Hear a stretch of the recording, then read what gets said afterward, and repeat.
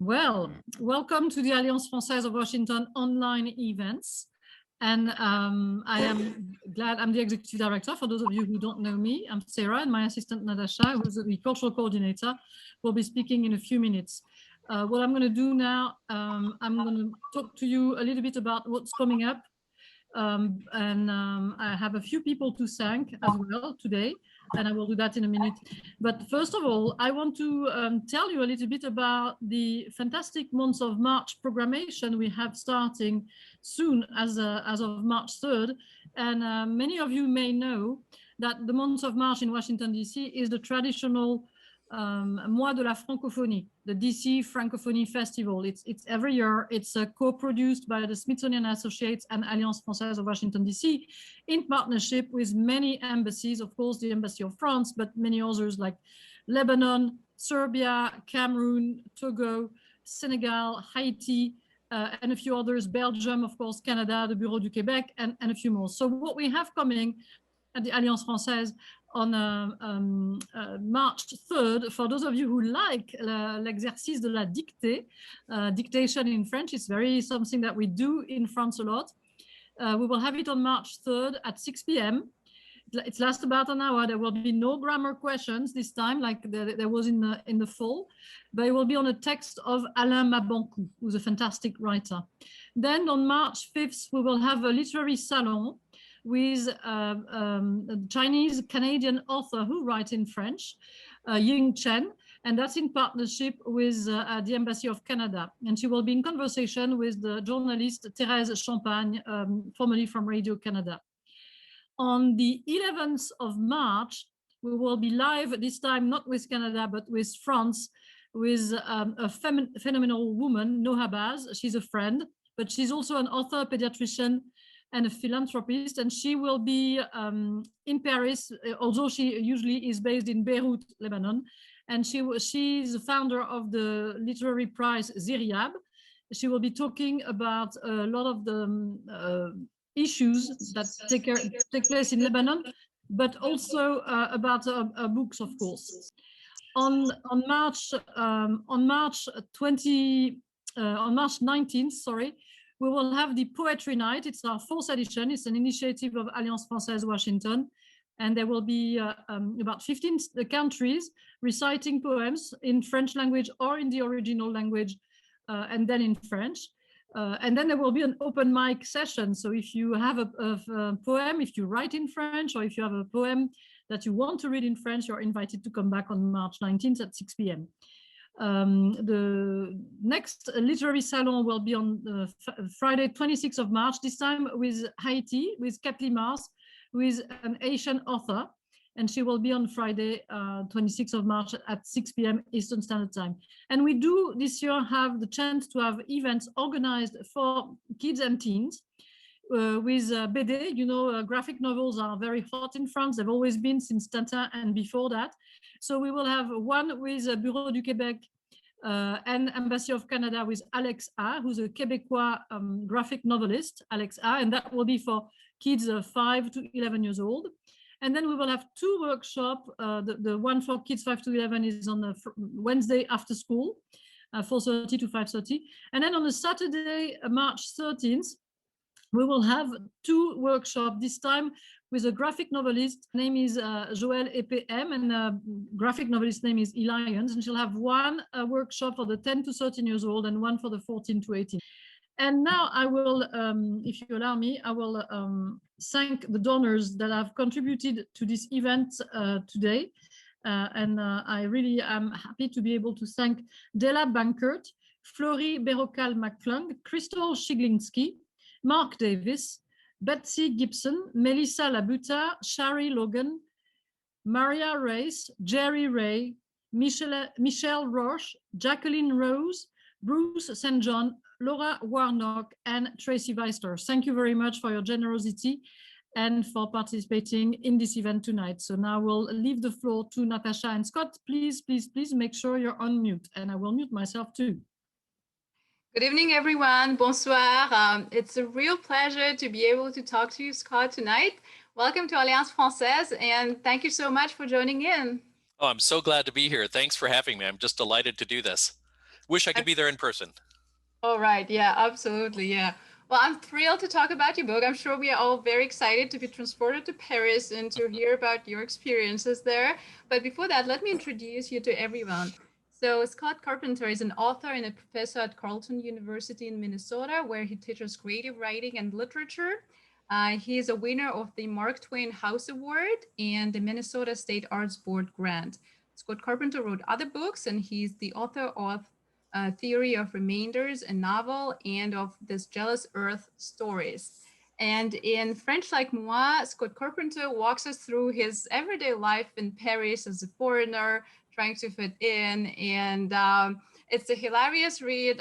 Here's the book. I don't know how many of you have read the book, but I can attest that it is a funny book, fantastic read. I couldn't put it down, read it maybe like in a day and a half. And yeah, the most important thing is that Scott Carpenter in this book tries to get to the bottom of the things of what makes the French French. And why don't we start with you, Scott, reading the first couple of pages of your book to set up the atmosphere and to introduce us into the world of your book? Very happy to do so. So the opening is, each chapter is named, and this one is called Murders in the Rue Bobillot. To be honest, Madame C. replied in French, the problem is the neighbors. They refuse to die. The comment sent my tea gurgling down the wrong pipe. While I hacked and wheezed, our hostess pinched her brow with concern. Her sandy-haired partner, Patricia, tendered a napkin in case my insides came out. Ça va, Monsieur Carpenter? Ça va, I croaked, flapping my hand to keep her at bay. Repeating it seemed a good idea. Ça va, ça va. Anne, who'd been off inspecting the kitchen, returned to the living room for the chore of pounding her husband on the back. Madame C. watched from the sofa, and Patricia added cubes of sugar to their tea. The mood was far from homicidal.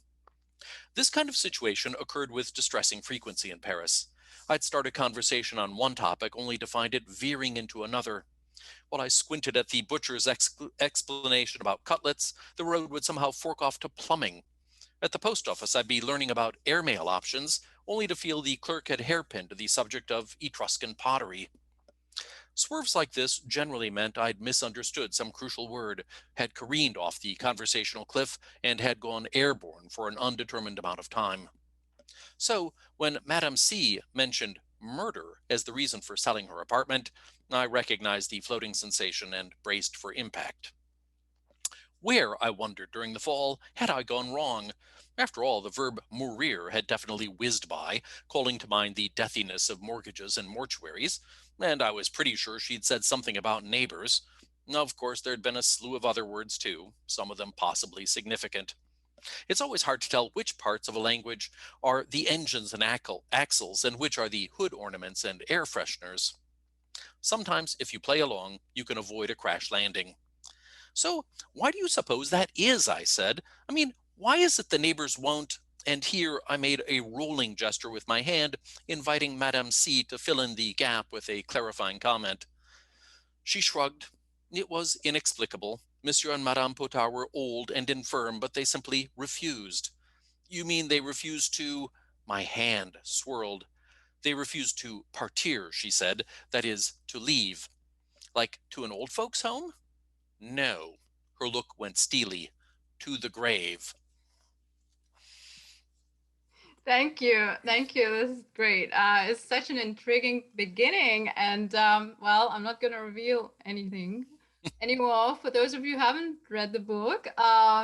But anyways, so in your book, you start with moving to Paris, buying an apartment, and not even alone. You're bringing your family and your wife, your daughter, who, if I'm not mistaken, were quite suspicious of the whole affair.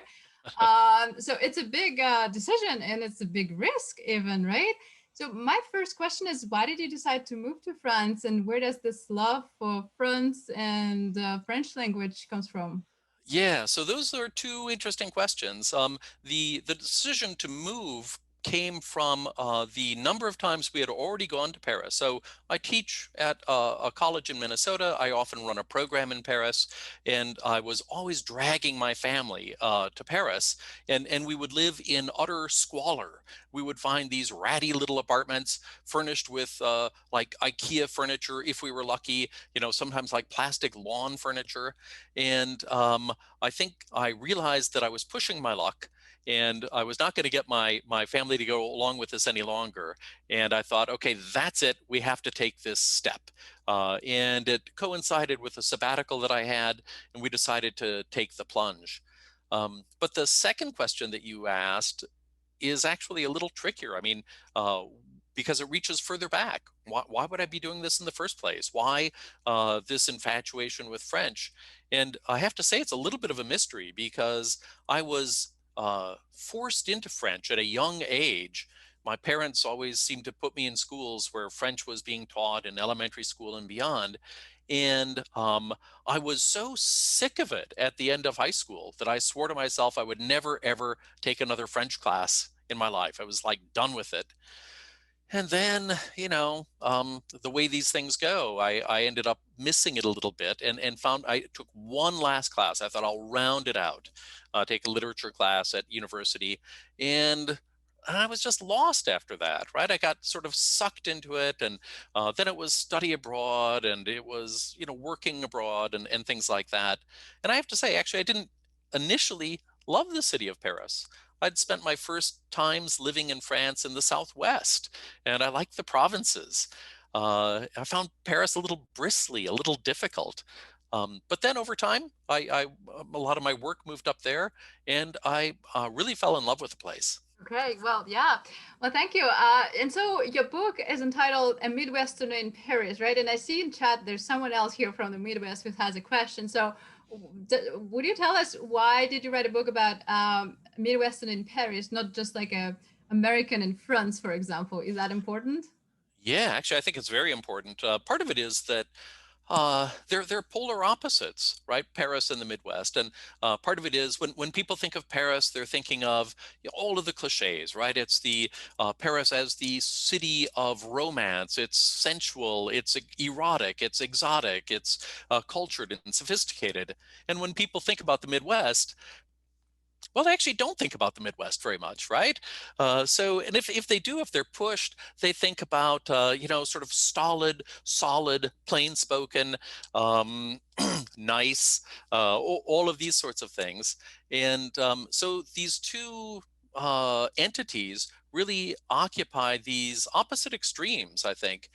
So part of the fun for me is to take these two things that seem so very different and throw them together and see what kind of sparks fly.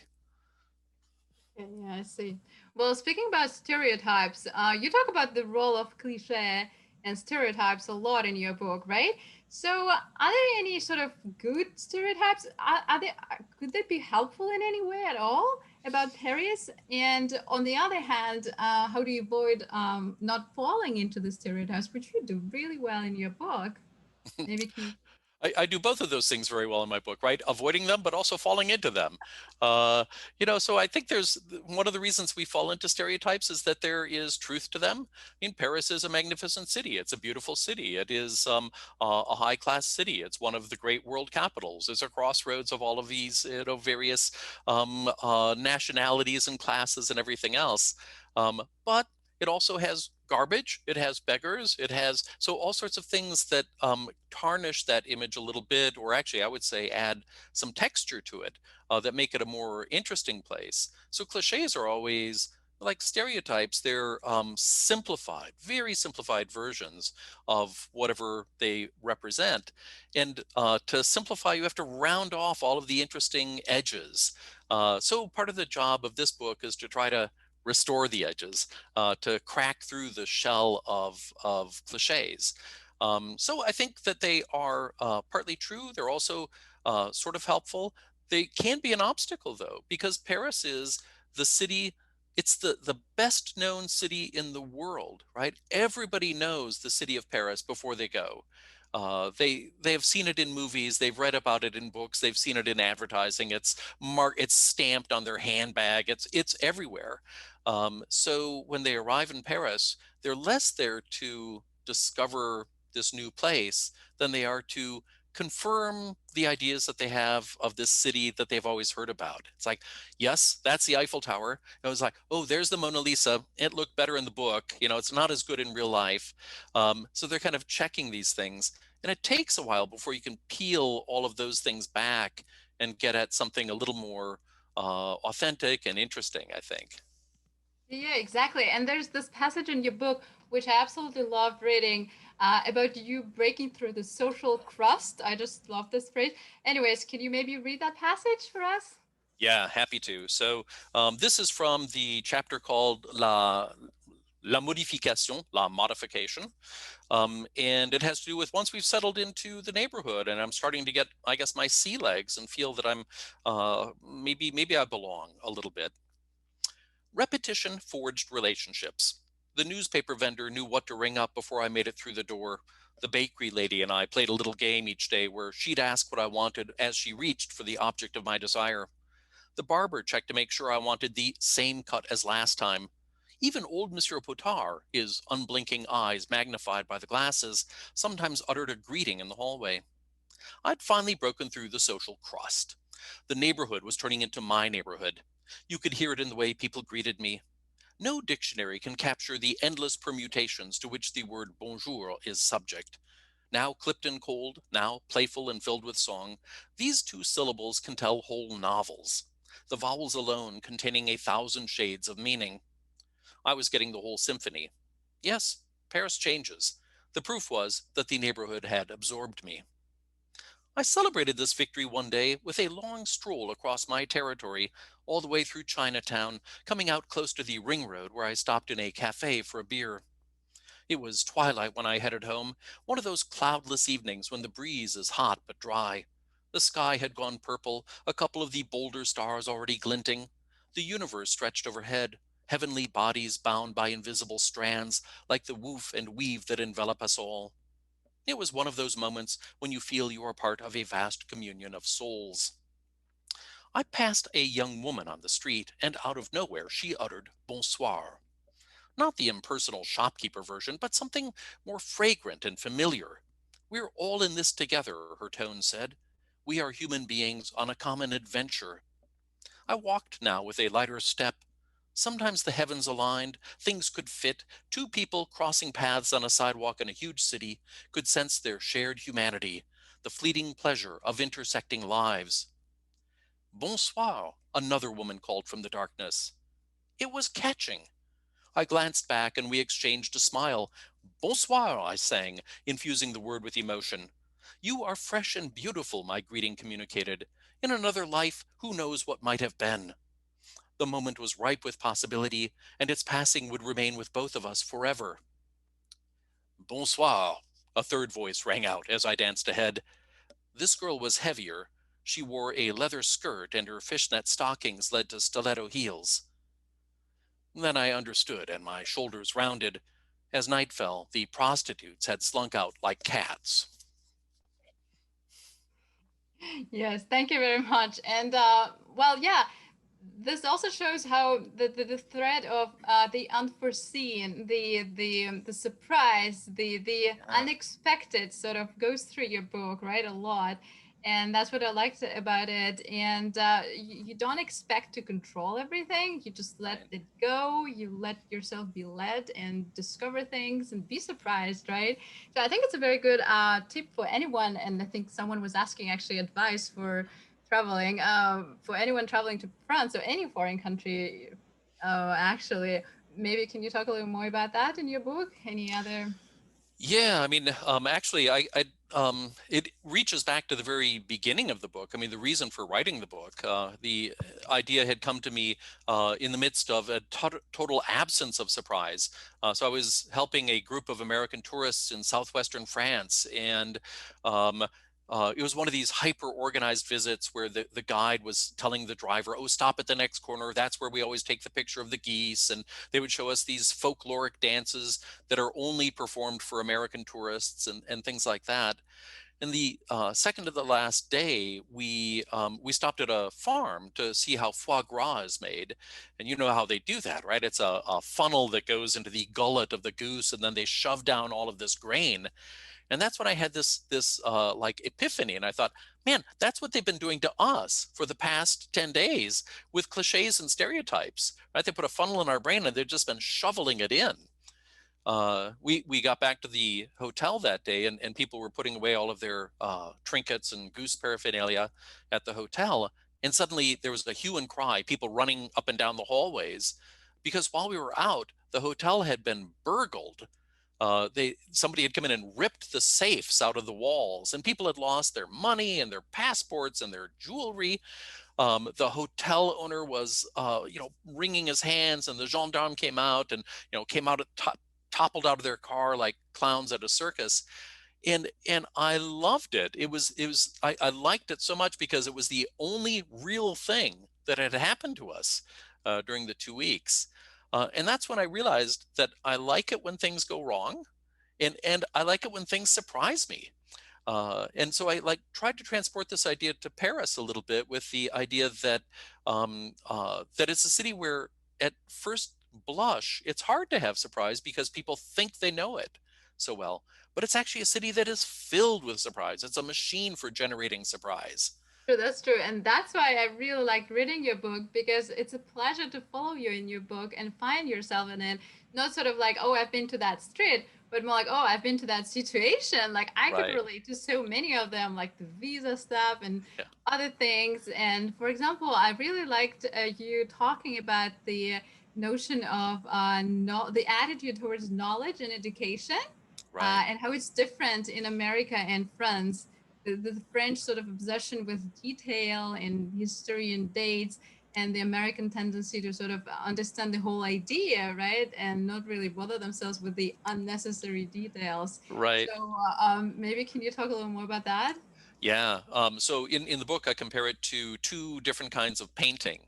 That in France, the way that people think of knowledge is more like these Georges Seurat pointillist paintings. Those are the paintings that are done with 1,000 or 1,000,000 little dots of color, and it sort of represents the way that French education works. You want to like have all of these dots, and it's by having all of the dots that you have knowledge.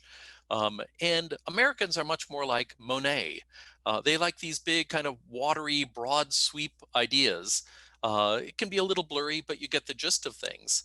And I see that in many instances. And I've got an example in the book. If you'd like, I can read a passage about a kind of character in my neighborhood who illustrates this. Absolutely, please go ahead. So this is from the chapter called Squirrel Pie and the Golden Derriere. At the cheese shop the other day, a woman with a strong chin and dark curls labored over my order. First, she cut a strip of potent Comté with a double-handled scimitar better suited to removing a king's head. Next came the crumbly Roquefort, which she sliced with a wire garrote. All her tools seemed designed for more sinister purposes. When she turned and asked me what else I'd like, I reviewed the landscape of wheels and pyramids. My gaze fell upon something new, a stippled little hockey puck of beige. Qu'est-ce que c'est? I asked. When her eyes lit up, I realized my blunder, alas, too late. Well, she said, sucking in a breath, for starters, it's cow's milk. And that was the last thing I fully understood before the hail of information. It was a pressed cheese, she explained, rather than a cooked one, produced deep in the Alps, beyond Grenoble, near the Chartreuse Monastery, where the liqueur used to be distilled. She took another gulp of air and plunged back in, telling me how much fat the cheese had, in what conditions it had been aged, how the molds formed on the crust, which way the mountainside faced, how much the cows ate for breakfast, and what their names were. I'll take one, I said, hoping to close the breach before the tide of details reached my chin. In France, she went on, her dimples deepening with excitement, we eat it with a bit of jam. And then she was suggesting flavors, launching into the technology of fruit preservation. Okay, I said, 2. In France, she harped, you can make a whole meal out of it. It was time for the ejection button.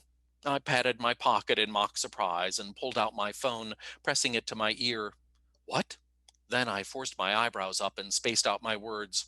Oh my God, I'll be right there. I looked at the cheese lady and pointed accusingly at the phone, giving the universal gesture for it's not my fault. Her shoulders rounded, but she conceded to ring me up. I'm not proud of little lies like this, but sometimes that's the price of self-preservation. That's so funny. Thank you for reading that. Sure. Yeah. So yeah, and so there is another concept, another sort of theme in your book, which correlates a little bit. It's a concept of choice, and I also found it very interesting. And again, how it's very different in America and France. How in America people have plenty of choice, right? And in France, not necessarily. And in your book, you talk about the adjustment to the French way and you coming back to the States and sort of being almost terrified. My nightmare, actually, my own nightmare is going to an ice cream store and choosing an ice cream flavor. Right. So that's a terrible one. Yeah. I know. And so you talk about that in your book. And do you wanna give any other examples in that? Because I thought that was really interesting.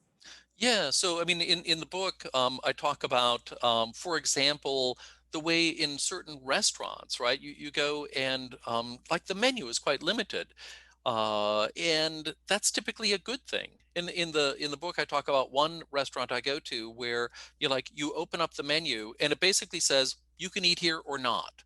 Right? That's the only information you get. It's not even the fixed menu, and so you ask the waiter, it's like, well, what am I getting? It's like, don't worry about it. The chef is going to surprise you. Like, oh my God. And at first I'm terrified of things like that. What's going to happen? Are they going to scoop out some calf brains? Is it going to be, some sort of hoofed animal that will, appear in whole, roasted on my plate? I have no idea. But actually, I find it liberating to not be confronted with all of these choices. And in American restaurants, of course, people like a lot of choice. You open up these menus and it's not even a bifold or a trifold. It's like an octafold kind of menu, and it spills out into 100 different possibilities. There is no way you can make 100 different things well. So I think that there is a way in which that the lack of choice can be quite liberating. I will say on the other side, and I talk about this in the book as well, that there are times that a little more choice would be good. And it happens with in schools, for example. So in French schools, people get slotted in their track really quite early, quite young. And it's very, very difficult to back up. I mean, I was lucky in a sense in the US because I didn't learn anything in elementary school. I just wasn't paying attention. So I couldn't be slotted in any particular track. But in France, if you miss the opportunity, it's not very easy to back up and take another run at it or move in another direction. So, as with most things, there's good and bad, but I do find it quite freeing not to have to confront the myriad of choices. And I mentioned that my vision of hell in the US is going to a Subway restaurant. And there's some, kid at the counter who just starts out, he's holding his knife and he says, "What kind of bread?" And it's like the beginning of a million questions before I can get my sandwich. Yeah, I hear you. Absolutely hear you. And someone here says in Florida, actually in Tampa, Florida, a small restaurant there has an entrée which says, "Shut up, eat it, you'll like it." That's a French way of doing that. Perfect. I'm on my way to Tampa. That's gotta, yeah. Yeah, that's speaking about schools, I have my own experience. I'm from Russia, so there we have absolutely zero choice at school. I was enrolled in college in a certain program, and we literally could not choose any of the subjects. They were all imposed on us, including language. So I was lucky enough to be placed in a French group. Another option was Swedish. So yeah, it depends. It really Yeah, depends. but so the French system is similar, right? There are very few electives.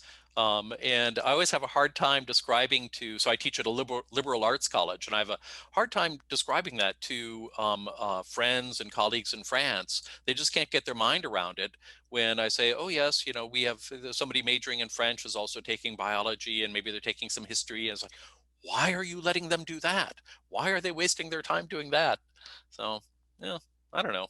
Reasonable question, I guess. Yep, well, different systems, that's true. Right. Well, in your book, you talk about your relationship with the language, with French. You even develop different strategies depending, you got to read the book, that part, depending on who you talk on the street, strangers, French, Americans, other Right. foreigners, right? So maybe can you talk a little more about it? And I think people here will be interested. Someone asked a similar question. Your relationship to French. Yeah. Okay. So this is, I don't know, it's fraud. I think everybody's relationship with French is fraud. I think even the relationship that French people have to French is fraud. That French people, so in traditionally speaking, the French are not great at learning foreign languages, I would say, and it's partly because they have been terrorized about their own language. Sarah was telling us about the dictée that is going to be offered, next week or in a couple of weeks, and so these instruments of torture, right, that are sort of proudly advanced by the French educational system. So even in France, there are different kinds of relationships to the language, but for an American who has spent a lot of time in France, there is this like strange. I don't know. It's a strange role that you have, a strange position that you occupy. Because on the one hand, people want you to speak French really well, but they also don't want you to speak it too well. So if suddenly you're in some sort of an environment where somehow they haven't noticed that you're actually an American, then all of a sudden it comes across as if you are, I don't know, an undercover agent or something who slipped in. So it makes people a little bit uneasy. And then there's this crazy thing about how you're supposed to pronounce things in French as an American. So the expectations are different. There's the French word for happy ending, like for a movie or a book, is le happy end, right? So the happy end. It's an expression that does not even exist in English, but they like have cobbled this together. But you have to say le happy end, right? So you have to say it sort of à la française. But then other things, I mean, I talk in the book about one time I was telling a friend that I was taking a flight to New Jersey, and I had the audacity to like put New Jersey into a French accent. And she was like, wait a minute, you can't do that. You're an American. You need to say it with an American. I don't know. I think that what I have learned is that most steps are going to be faux pas, most steps will be gaffes of one sort or another. And I just sort of roll with it now. Yeah. Well, that's funny. Yeah, it's interesting to notice how there are certain expectations towards you as a foreigner in a country, right? And there are sort of rules you don't know about. You should sort of follow, right? Right. Anyways, speaking about you just mentioned the faux pas, right? And someone else asked about learning the language and sort of transporting yourself from the classroom to the real life. And I would like to ask you to read that passage, which I really liked, about ça va, the universality of this expression. And I think it was somewhere in the beginning of the book. Yeah. Right. Yeah. So this is also from Murders in the Rue Bobillot, which is the opening chapter, and it's actually sort of after settling in a little bit, and there's the neighbor who is mentioned, Monsieur Potard, in that first reading that I did, and so this introduces a couple of different like questions or problems of definition in language. This is when my wife and I are leaving the apartment for the first time. On our way out, we crossed paths with a twig-like man heaving a pull cart of groceries up the stairs. It was none other than Monsieur Potard, the old man whose life we were in the process of saving. Since we'd soon be living next door, I introduced myself and offered him a hand with his burden. When the poor fellow clutched his heart in surprise, I realized my mistake. I'd taken this man for a neighbor when he was instead a voisin. In the Midwest, neighbors tend to be chatty folks who wave from their barbecue. They'll lend you a cup of sugar or rent out their kid to mow your lawn. but a French voisin is a different creature altogether. He may live next door, but that's his fault, not yours. Proximity is the mother of contempt.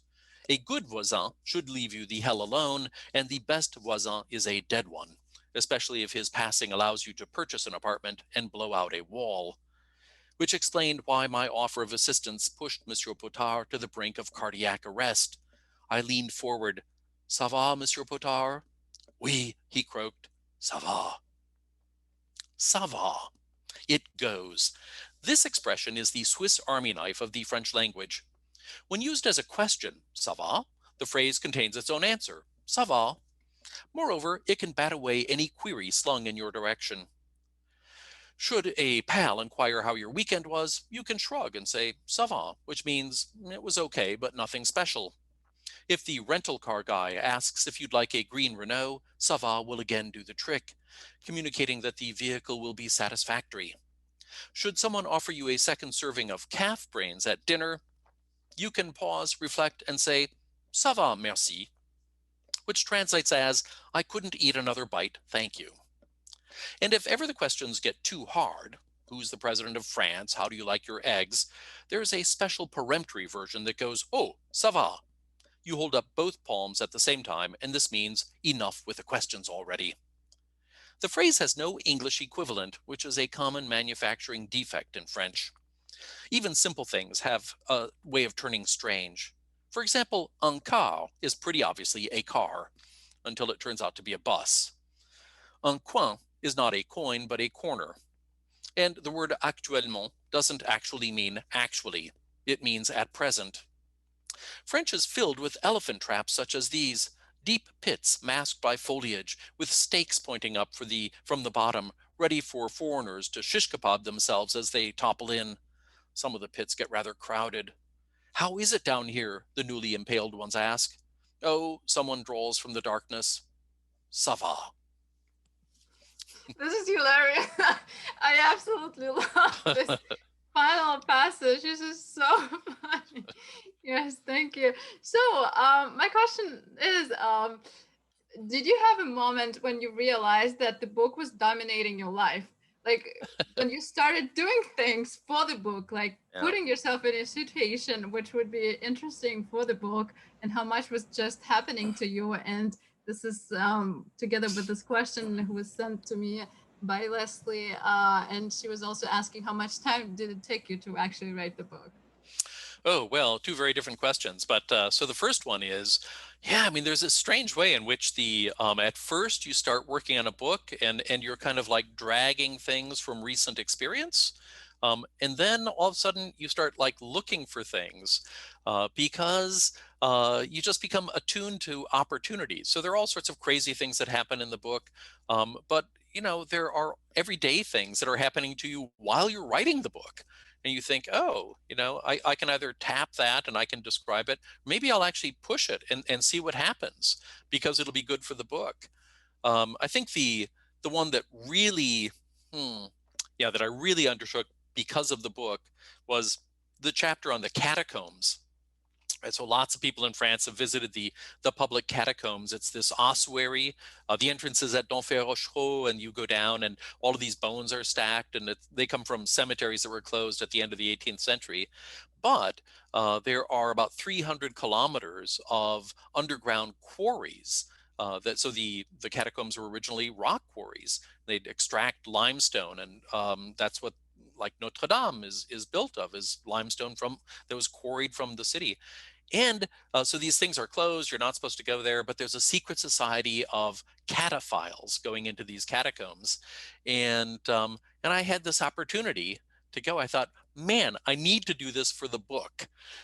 So that was one of those occasions where I just like jumped into it, thinking that, you know, maybe this will lead somewhere, trying to like nudge fate just a little bit, or nudge the muse and hope it turns into a story. And yeah, often these things do. That was very interesting to learn, actually. I didn't know that the underground of Paris is almost like a cheese filled with holes. And Yeah, right. I mean, and they're really quite deep. They're, people think of like the sewers, like Jean Valjean running through the sewers or something like that, or the metro and all of these other things. But the catacombs are even deeper. They're about 70 feet down, depending on where you are, and a vast network. Frequented only by a really strange little race of people.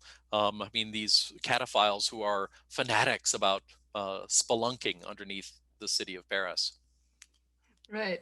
And so in this chapter, catacombs, that will probably be my last question because I see that we have tons in chat. You go to the bottom of Paris in all senses, right? And Yeah. so did you discover what is the key to understanding Paris? Can you share anything, anything like that with us now tonight? Yeah, I mean, I think in a sense, the discovery is something that I, at some level, knew at the beginning, but it wasn't clear to me, which is, and it's the discovery that I make time and time again in many of the chapters where I think I'm going in one direction. I think I'm with people or I'm talking to my doctor. I think the conversation is going this way, and suddenly, no, zoom, it zags off in this other direction.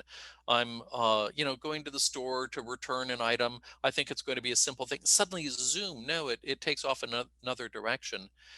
So for me, the key to the city is really just the way that it keeps us off balance, that it throws these things at us. And at the very beginning, Natasha, you were talking about questions people have about advice for visiting the city, and I would say that's the advice that put away the guidebook, because guidebooks are there to teach you to take surprise, remove surprise from the equation, right? The guidebook says show up at 9 o'clock at this point, and the museum will be open. You'll go in this gallery and you'll see this picture, or go do this visit of this building. And the best thing is to get away from that at least some of the time, to see what fate does to you in Paris. And they're not always going to be like brilliant aesthetic experiences, but they're almost always the things that people remember the most, real encounters. That's true. Speaking about the fate, do you want to tell us about the fate of light bulbs? Read a little passage, and then we will proceed to the questions of the Sure. public. So that's a few pages. Is that too long, or? Let's see. Please raise your hands if you want to listen to that, or if you would rather start with the questions. Okay, I see hands that people want to listen to. Okay, the light bulb. This is a short little anecdote called City of Light Bulbs. Surprise is the highest form of pleasure, and it's easier to find than people think. You don't have to invest your 401k in Powerball numbers to enjoy the fruits of unpredictability, or even travel by Amtrak. No, it turns out you can simply move to Paris, where the ordinary so often leads to adventure. It went like this. Shortly before Anne returned from the States, I finished painting the walls and pushing the furniture back in place. During my final check, I discovered the bedroom lamp had burnt out. This led me to hoof it to the local supermarket, which stocks bulbs of various shapes and sizes. Only after I returned home with my trophy did I realize my error. In France, the base of a bulb is called a culot, a word derived from cul, which means ass. Although ungentlemanly in some contexts, cul raises no eyebrows in others. In polite company, you can refer to the bottom of a bottle as a cul de bouteille, or to a dead-end street as a cul de sac. You can even mention that a woman has a bouche en cul de poule, and even though you've just said that her mouth resembles a chicken's anus, it's somehow a compliment. Culot is similarly inoffensive. The hint at anatomy lies, or perhaps sits, dormant.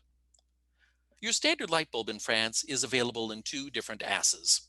The threaded type so common in the US, or the unthreaded model where two pins stick out like the bolts on Frankenstein's neck. At the store, I'd mistakenly purchased the Frankenstein type ass, whereas my lamp required the screw type variety.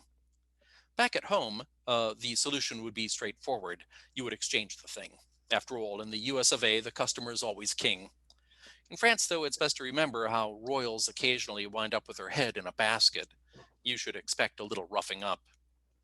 At the store's service counter, I found a middle-aged man with hooded eyes. He was trying to sleep while standing up. "I'd like to exchange this bulb," I announced. He struggled to focus. "What's the matter with it?" "It's the wrong ass." I pointed to the Frankenstein pins. I need the screw type. There was a long silence. You can't exchange it here, he said. You'll need to do it at the register. He seemed rather pleased with himself. Nothing if not obedient, I navigated through the aisles, pausing to pick up the screw-ass bulb I needed. Soon I had joined the line at the checkout. Because the register I'd selected gives right-of-way to pregnant women and invalids, both of whom are abundant in my neighborhood, I had time to reflect. In the States, returning merchandise is not just easy, it is a birthright. Exchanging a purchased article for a different color or size is pretty much expected. Since you can always trade things in later, Americans don't even try to get it right the first time. Usually, you can choose to swap your goods for a different product altogether, or even reverse the transaction, backing out as boldly as you might, say, from the Paris Accords or NATO. If there are limits to this principle, I have not encountered them. My mother recently returned a set of dishes despite having used them for 5 years. Even though she possessed no sales slip or original packaging, and the store could find no record of the sale, they issued her a full refund. Only later did she happen upon the missing receipt. Turns out she'd purchased the stuff elsewhere. So it goes. Back at the grocery store, it was my turn at the register. The cashier was a large woman, shaped much like a pyramid, and nearly as expressionless. I produced the bulb along with its receipt. "What's that?" she said. "I need to exchange it. It has the wrong ass." I held up the screw-ass version I wished to replace it with. She sat motionless. People behind me were getting antsy. At any moment, a pregnant invalid might show up and butt in. "You can't do that here," she said finally. "You'll have to take it to the service counter." As a kid, I found myself in more games of keep-away than I cared to admit, so I knew how this would unfold. They'd send me back and forth until I ran home in tears. "I have already been to the service counter," I declared. "They sent me to you." The pyramid gritted her teeth. Behind her darkening brow, steam collected. "Saeed," she bellowed. "Saeed." The man with hooded eyes lumbered forward, and a discussion ensued. 2 other cashiers joined the fun. What to do? Was such an exchange allowed? How was it to be handled? Who was authorized to reverse a charge? None of the employees had ever done it before. I traveled from register to register as various cashiers took a run at this feat, the way Olympic hopefuls try again and again to land a triple axel. Eventually, a manager was found. He straightened his cuffs, and after 20 minutes of negotiation, a swap was arranged between 2 bulbs of equal wattage and value. On my way home, I pondered my lesson. In the States, if you don't like one light bulb, you trade it in for another, as easily as if it were a car, a spouse, or a pair of socks. In France, no matter what bed you've made for yourself, they expect you to lie in it. Whether you're talking education, careers, friends, or home accessories, there are few takebacks. Today's small adventure had revealed the cornerstone of life in France, its base, its very cul. By then I had returned, and I screwed my trophy in the lamp. With a flourish of satisfaction, I flicked the switch. Twice. 3 times. A brief inspection revealed the cause of all my ills. I'd left the cord unplugged after moving the furniture. I didn't need that bulb after all. I considered returning it. Thank you so much for reading it. I saw people not only laughing, but actually crying. And I think I even heard people laughing as well. And we have a very appropriate comment here from Linda. "I was told one is not really French until you have managed to return something to a store." Voila. There we go. Right. I think you can be considered French. Thank you so much. And so we have a lot of questions in chat, right, Sarah? You want to take over and read some of them? Yes, we do. We have one from Melanie at the beginning. The very first question, Melanie is from the Midwest, from Chicago, code for the Midwest, as she says. And she says, "Isn't the strangeness of life in France due to your being in Paris? She found things to be crazy in the provinces, but not as crazy as in Paris." Can you compare, since you were in the Southwest? Yeah, right. So that the whole like Paris versus the provinces thing is it's tremendous. I mean, actually, the provinces would be like the Midwest in some ways, right? And yeah, so the Paris has just got special status, and it's hard to find an equivalent for it in most places, and especially in the U.S. Right? The U.S. is scattered. People say, "Oh, it's New York," or occasionally somebody will say, like bizarrely, that it's L.A. But no, Paris, France is such a centralized country that all of this energy and all of these resources get concentrated in Paris, as well as all of the self-satisfaction and all of the sort of arrogance is also concentrated there, much of it. And yeah, so I have plenty of people in France who in the provinces who don't really know Paris at all. And I've got a friend, it's actually a friend that I mentioned in the book, Sabine, who is now putting together she wants to do tour groups in Paris, but the special twist is tour groups for people from the provinces coming to Paris so that they can kind of discover the capital. So it's, yeah, very, very different animals, these two things. So a question, because you mentioned that you had that big surprise and it was real life and there was a burglary in the town, but people want to know which town it was. I'm sorry, which town was the burglary in? It was in Sarlat. Oh. Yeah, in the Dordogne Valley. Yeah. Dordogne, wow. Yeah, which is why there's which is why it's the foie gras and everything else. Yeah. Yeah. Mark is asking, after your visa difficulty and trespassing into subterranean Paris, he was expecting a chapter, My Night in Jail. How were your how were your interactions with French authorities and civil servants? Yeah, so I mean, it's strange, isn't it? Yeah, so the visa thing it used to be so easy in France that people would do these things to extend their visa. They would go they'd take the train to the UK or something and get a new stamp on their passport, and then like it crept up on us that things were really tightening up, so in the episode that I recount where I'm actually brought to the police station, hauled in for something that is not yet a visa transgression, but might turn into one if I'm not careful. It was clear that the police themselves were not like thrilled about having to enforce this kind of thing. So bizarrely, even though I was being brought in and like, what was I being? I guess I was being questioned or something. It was very kind of congenial. So my experience has been like relatively good. I do have to say that not everybody's experience is relatively good, and so the fact that I'm a white American plays into it as well, and so I'm pretty aware of that. Yeah, so but it's interesting to get on the inside a little bit, and I have not yet had my night in jail. I guess this goes back to Natasha's question of, what are the various things that I actually like try to do to put them in the book. I haven't yet attempted that one. We have a question about what kind of Parisian habits did you pick up, and at the same time, were there any Midwestern tourism that just wouldn't go away? Yeah, that's interesting. Well, so I've spent a lot of time in France over the years, and I mean, I sort of feel like there's this kind of switch that gets flicked when I cross the border. It's not flicked personally or quickly, perfectly. It takes like a day or two to adjust in both directions, right? That it's like, oh, now I'm being the French me, right? And then I come back, and for a little while, it takes time to adjust and become like the American or Midwestern me. But yeah, I mean, there are all of these habits.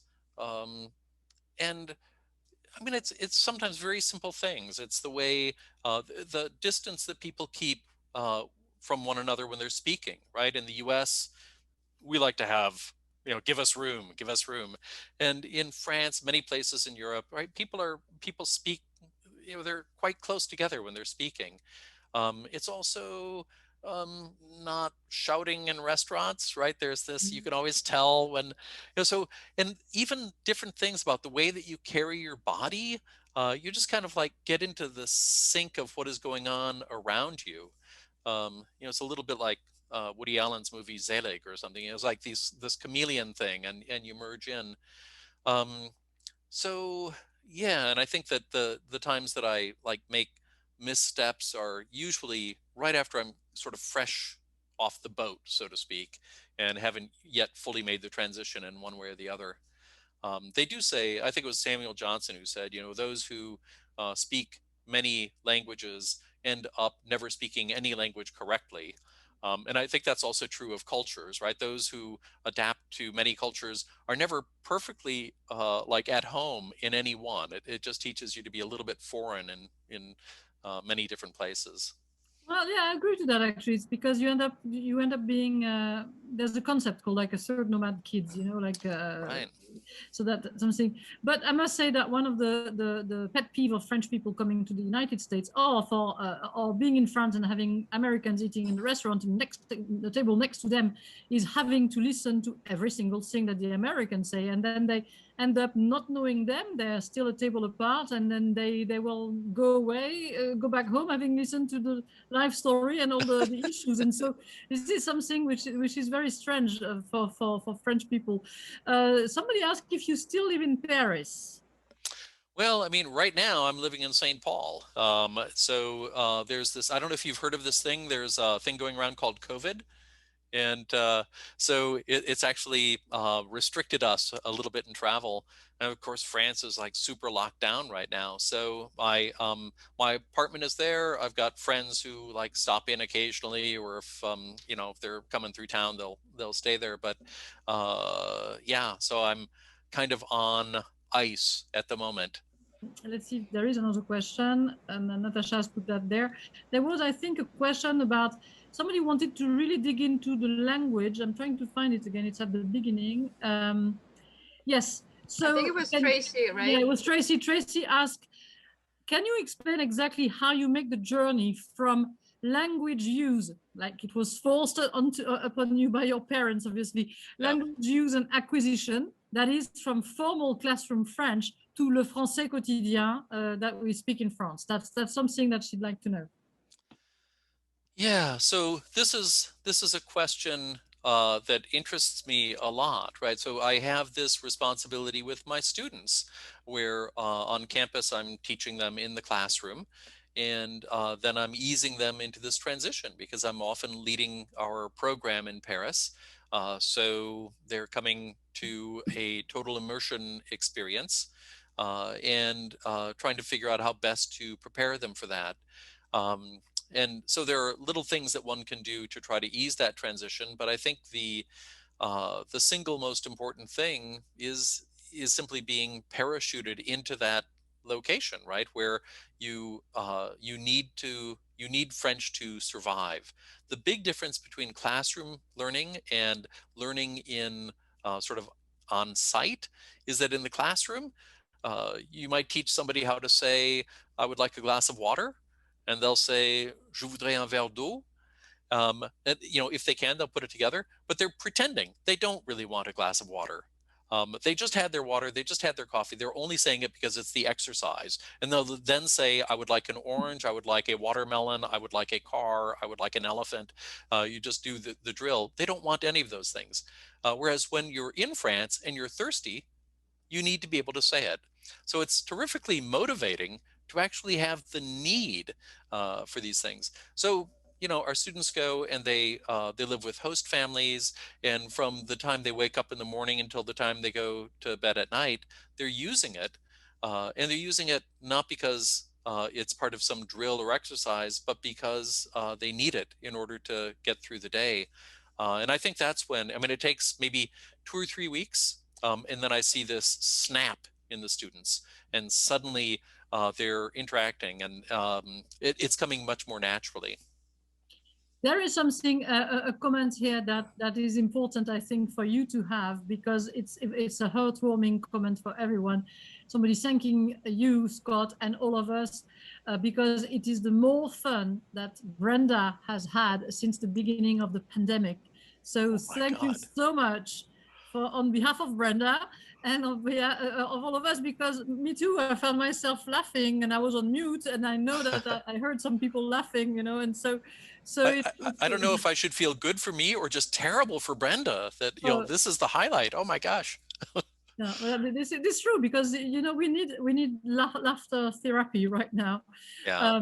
I don't think we have any more questions. Yes, somebody else says I've not laughed that much in a long time, so thank you so much. So Yeah, I had this question. I'm sorry if you did answer it, but just in case, how long did it actually take you to write the book? Oh, And my right. real That's right. question is, do you have any other projects writing? Right. Yeah. So the book was, how long did the book take me to write? I mean, it was a couple of years actually, and a lot of revisions, trying to find the right idiom for it, right? How to tell these kinds of stories, and so a lot of it was just kind of working my way into that. And then once I found the kind of voice and tone that I wanted to have, it rolled pretty quickly. And then, of course, because other things were happening to me while I was writing, I ended up, writing some more. So there are some of the incidents and anecdotes that didn't make it into the final book that I had this luxury of not having to use everything and just kind of pull out what I thought were the best ones.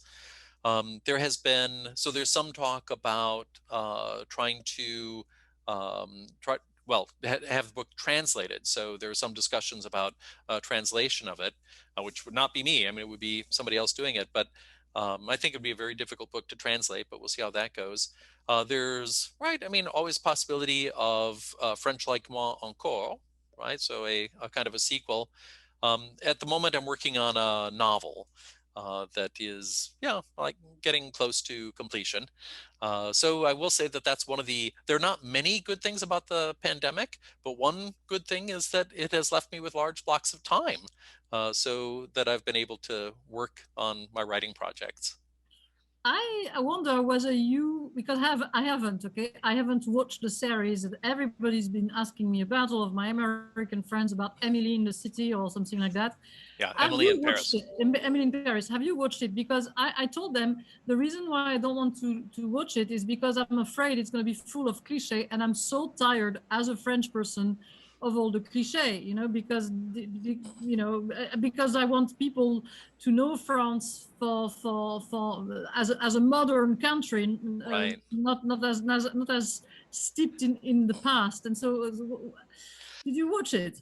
Yes, I've watched a little bit of it, just because, yeah, you're right. Everyone is talking about it, and I think that it's a series that will either appeals to people who just love the cliches and they want to engage in this thing that I call baguette polishing, right? It's just like polishing up all of the cliches and keeping them like alive and well. Um, it I think it would also be like sort of fun to watch it with a more ironic eye of just looking at how, knowing how deeply it's playing into all of these cliches. Um, yeah, it's definitely not my cup of tea. It is playing to the cliches and taking them seriously. So, We'll take one last question. Did you often find that Parisians secretly want strangers to talk to them, so they're thrilled when foreigners break the taboo? At least as someone who can speak French with them, I often find them eager to chat. So maybe that's the secret, the French secret. We want to talk, but you have to talk to us first. right. Yeah. So that's interesting. I mean, these days, I will say my students encounter French people who actually want to practice their English. And that did not used to be the case. I mean, it was like pulling teeth to get a Parisian to speak, to utter, a few words of English. But that's clearly changed. Yeah, I have to say, I mean, I think that, there's a problem of big city itis, that if you're in New York, people are just dealing with so many masses of people and customers and things like that, that they can be kind of curt. I have the luxury, I would say, of not living in the center of Paris. I live in the 13th arrondissement, it's a pretty like modest quarter. And it's the kind of place that people only go to sort of if they live there. If you find a tourist in the 13th arrondissement, the person is lost.